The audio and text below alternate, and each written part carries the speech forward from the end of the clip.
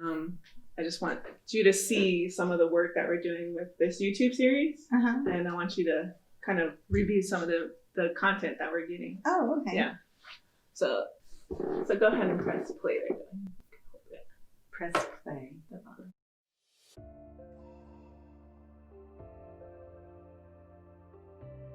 How do you embrace that Rez Ball mentality and then go into a structured environment? Because that's all the kids that you serve that are really good on the reservation, but how do we get them to be successful in college? I feel like we always talk, like we talk so much about, and this is what we try to do, right, is we try to help natives navigate systems, and this is just another example of that. Like, this is just another example of teaching. How did I not think that? Like, right? Like, because this is the thing, right? Like, people know natives are good at basketball. Like, Rez Ball, they know it is live and breathe basketball, they'll recruit natives, all this stuff. And then when you get there to do your thing, they're like, sorry, but you gotta do it my way. Yeah. Well, I think the difference is structure, terminology, obviously. I struggled with it really, really bad going to college because, like you said, we just played off our natural ability, and giving them the opportunity to attend camps, you know, training camps and games and being parts of teams off the reservation as well. I think that sometimes we feel like we have to be on the reservation and on the res only, right? That's the only place where we can go play ball, but we're smart enough to play ball anywhere else if given the opportunity, and we flourish there as well when given the opportunity in the right ways. And I think that's what you all are trying to do with your program.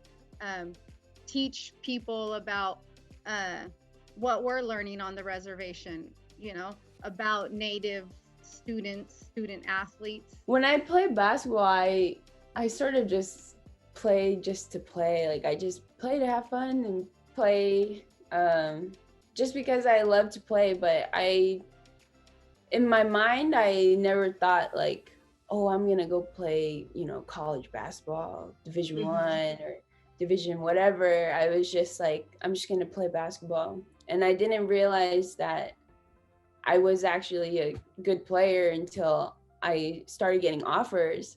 And I was like, could I actually like make this into a career?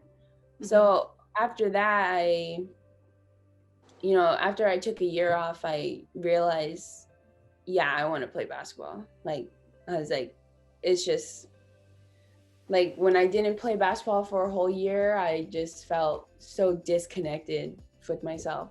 I was like, basketball is me, you know, and I just wanted to do it and inspire others to, you know, chase their dreams, whether it be basketball or whatever other accomplishments that they want to, you know, succeed in. Like, I just want to help people. Honor your passion every day, you know, and again, use basketball as a tool, as a way to learn, as a vessel to, you know, for your own health and wellness, but to help your family as well. You know, there's a lot of elements of that where, you know, just being able to, you know, again, be dedicated to something, be, you know, have passion, you know, be passionate about something. That's what, you know, sport does. That's what the game does a little bit, you know, being a part of a team, you know, all that stuff, man, is huge. It's huge in development. It's huge for the youth. And I would just encourage it to do it more, you know, you know, of course we're in some unfortunate times, you know, where there's a lot of, unfortunately, the small colleges aren't, you know, up in the air with their seasons and things like that. Find your support system once you get to wherever you go, wherever life takes you, because it's good to have your own support system back home, you know, and like you rely on them heavy and stay in contact with them, but there's only so much they can do at a distance. So I would definitely advise like to find people you trust, people who will be like, not just like to go out and have fun with, but like that, you know, have your back. Like, I know this one has my back. Like, if you're getting recruited and stuff, pay attention to the team and how they run things and the vibe, and like, you know, and because some teams, like my freshman year, no one was my friend. I don't know, they were haters. I don't know why they didn't like me, but they just didn't. And then that, like, just, I always compared that to like this team. Like, I just knew right off the back, like before I even met them, like over like Snapchat, like I was like, this is gonna be a family. Like, that's really important. Like, so if you're a basketball player, you're looking to go to a school for basketball, pay attention to that, because like if you get there and like the school can be great, like the area can be great, but if your team doesn't have your back, isn't your family, then it's just, you know. So I feel like just getting that family base once you get to college is the biggest thing, because like I said, there's a lot of Native students who even don't want to leave their reservations because they don't want to be that one person out of however many is at the school that is Native, and having that lack of communication back at home, almost being outcasted sometimes because they're gone from home and like, oh, you're not Native enough now, sort of idea. I feel like just being able to know that you're going out there for the right reasons, and like kind of having that established mindset going into college, going into sports, going into anything, is really, really beneficial, just because once you can get inside your own head that you don't belong there, that nothing is going to work out for you because you're the only one, I feel like is when a lot of people start feeling defeated. Everybody growing up, you know, where you're given you're not given, but people tell you, and there's like, they give you limits, you know, limits in your mind, limits to doing this, limits to doing that, but at the time, is, you know, there's no limits, you know, you're limitless. Like, keep educating, keep self-improving. Like you can read 1,000 books, your brain's not gonna get full, okay? It can hold so much, it's just limitless. Regarding any player from the Rez or anything, I would say always take that the most positive approach you can possible. Use as many affirmations as you can, and get that buy-in from them, because their guard is up. They got the talent. And if you want them to play, be willing to share, give a gift to them, and that gift might be your story. I just want you to see some of the work that we're doing with this YouTube series. And I want you to kind of review some of the content that we're getting. Oh, okay. Yeah. So go ahead and press play there. Press play. When I think in terms of Rez Ball, I think it's a way of life for Natives. It's kind of what we did growing up. For me, it was a way off the reservation and a way to college. For me, every time I heard Rez Ball, I always thought Warrior. It is a style. It is a particular way of playing the game, which is a little more freely, a little more fast-paced, things like that. I think going into the 21st century, a lot of the N1 mixtapes and the Nike commercial, and all that dribbling, extra dribbling, and Allen Iverson came in, Hot Sauce, and these guys, and that changed a lot of it. When I started playing, she's just like, "Come on, Sophia, play some Rez Ball." And like, she would always like say how like you guys would always go so hard and you're so tough, and so like in my mentality, like that's where my aggression comes from. I think of that. My first tournament was Big Ballers in Florida, and that was my introduction to Rez Ball, and I was like, oh wow. It was a total like cultural shock to me, because I came from a different level of basketball. Going down to the park and clearing the glass off the court, kicking it off every time we came.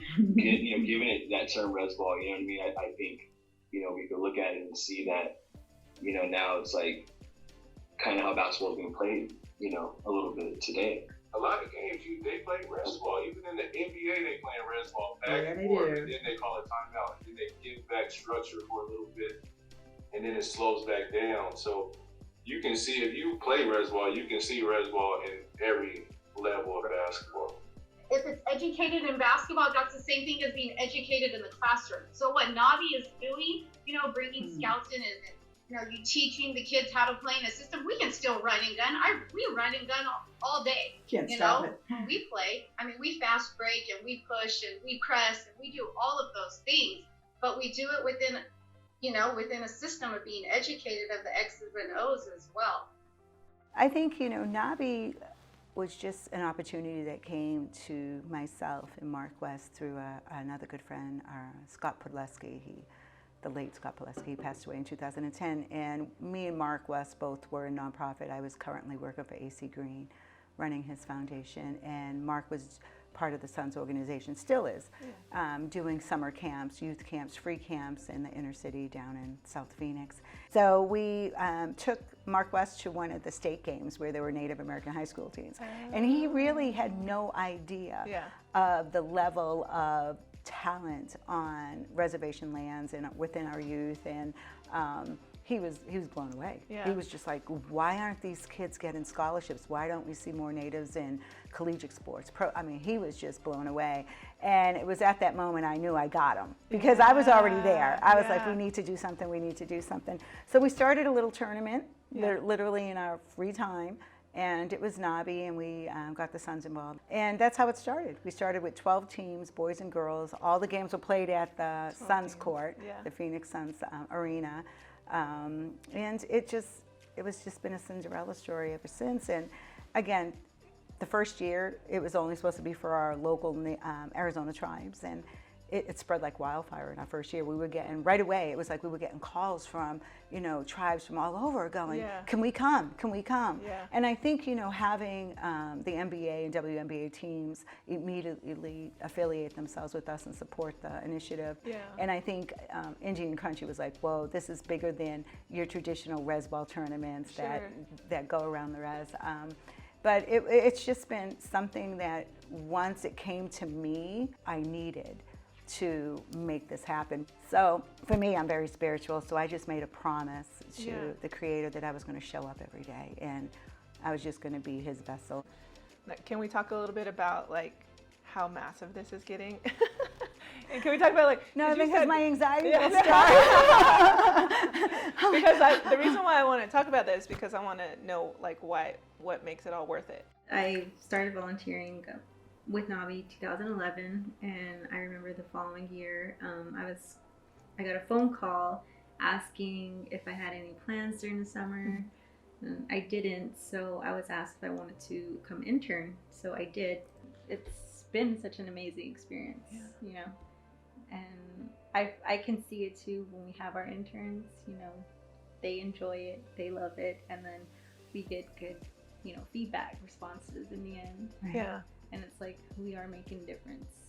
The growth, she has experienced really the last 10 years of the growth, where like 2003 to like 2010 or 11 was just, it was like this little engine that could, going up the hill. And I think you've really experienced like the new partnerships that we've had, that came on board, and the growth, and having our own offices. And I mean, it was rough, and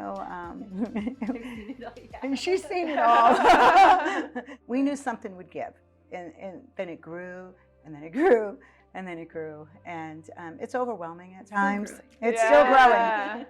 We had a great opportunity to be down in Maricopa the last 4 years. Our Chin Indian community was just instrumental in our growth and helping us get to the level we're at now. And we've since moved it back to Phoenix. We had 136 teams registered when COVID hit. I mean, we were introducing our own custom uniforms that were going to be Native themed, NABI Nation line, which is taken off too, which is another success. It's just, we never know, like, it just keeps coming, and then we have those moments where, but then, and I think that just comes, that's just the nature of the beast with nonprofits. We're at the mercy of donations and sponsorships, and which a lot of people don't realize either, that NABI, because I think for us, it's kind of been a double-edged sword, because we put on such quality tournament that everybody thinks we're a multi-million-dollar foundation. And that we have like hundreds of support staff. 2 people. Now we have 3. 2 people, 100 and how many teams? 36. 136 last year we teams. had more than 136 teams apply. We had 160 apply. We accepted 136 just because we're just building. We come back to Phoenix, and even though we have the gym capacity to grow, we didn't anticipate 160 teams, and we already kind of got our gyms. But we now know moving forward, we have the capacity to even double in size in the next couple of years. you know, we're working the Phoenix Suns and Mercury have been with us from the get-go out of the gate, and we were enhancing the relationship with them. And we just did where you got a quick peek and interviewed Ralph Marchetter, the GM of the arena. And that arena is going to be beautiful. You know, it's going to be beautiful. And and so, you know, and for our kids to play in that new arena, I mean, you got to see it. It's beautiful. What's your favorite part about the tournaments? Like, you know, like you're in it and you're planning, it's like overwhelming, and then you're done, and then afterward you're like, what was the favorite part? I'll go first. I had a moment this past, every year there's this moment that makes you go, I can't do this again. It's killing me. You know, no, really. I've heard you say that multiple times. I can't do this again. I mean, she'll even test, like, we talk about it sometimes, like the week after NABI, we can't even walk. We're in bed for 2 days. Like, everything hurts. For sure. Everything just hurts because you are on adrenaline. Go, go, go, go, go for 7 days straight. And then when you finally have that exhale moment, you can't. And then it takes 24 hours to finally get there. And every year I say to myself, this is going to kill me one day. You know? But my aha moment this past NABI in 2019 was we give out scholarships every year. We do our golf, our big NABI Foundation Golf Classic. 100% of the proceeds go to our college scholarship. And we usually have an influx of boys and girls that apply. And you have to be playing in NABI that year and a senior who already got accepted into college and needs financial aid. That's kind of the guy, Native American. And we usually get boys and girls. And it was just really strange. We didn't get any boys apply, but we got these 2 twins. The Lewis sisters, who both got accepted into Stanford. No relation to Lynette. I'll make that clear. And it was just that timing again, those aha moments. Like, we had no boys apply, but we have these 2 sisters going on to Stanford, got accepted, needed help financially, and the board approved for the 2 scholarships, and it was how much was it each? I don't remember last year. $10,000 each. And because every year, depending on how much money we raise at the golf tournament, determines how much we can give away. And they approved them to have it. It was because our board is part of the decision making, and we were all so excited about that. But what really hit it home for me was after NABI, because we do the big checks during the championship games on the court. I was walking by, and they were taking pictures with their family. And in the picture was the grandmother. And she was elderly. I don't want to guess age, but she was so precious and sweet. And you can read her face. Like, she was just so happy for the girls, you know? And it was that moment where I just went like, okay, you know what I mean? Because you could, her face, her expression said so much. She was so proud of them. And it was that moment where you go, okay, I can do another year. What about it's you? A lot for me. It is stressful, yes. You know, up until NABI, week of NABI, totally stressful. Sometimes you forget to eat. You know, people have to remind you, hey, eat something. And we average a 10-pound weight loss during the week of NABI. And because you're constantly moving too. You're moving everywhere, and you know, there's those people who don't agree with some rules that you have to deal with, and that's kind of part of the stressful part. And then I think, you know, there have been times in the past where you feel like, oh, I feel like giving up, you know, like, oh, I'm done with it. Like, you just feel like you're like so done, you know. And then when you see like kids in their happy element, you know, like they're just enjoying themselves so much, and you know, overhear a conversation or something, and you know, you see them making friends. So, you know, I think that's it for me, like just seeing the kids happy. You know, I feel like we're an event where we bring kids out to, you know, a place outside the reservation where they're dealing a lot with hardships and personal stuff. I'm getting emotional. You know, dealing with family, you know, how they live, and getting out of that environment and coming to a place of happiness and take a reprieve from the stresses of the stress-free environment, and they're just having fun playing the game we all love, basketball. And basketball is definitely an outlet for these kids, and I think that's just seeing those kids happy. It makes me happy, and think this is all worth it.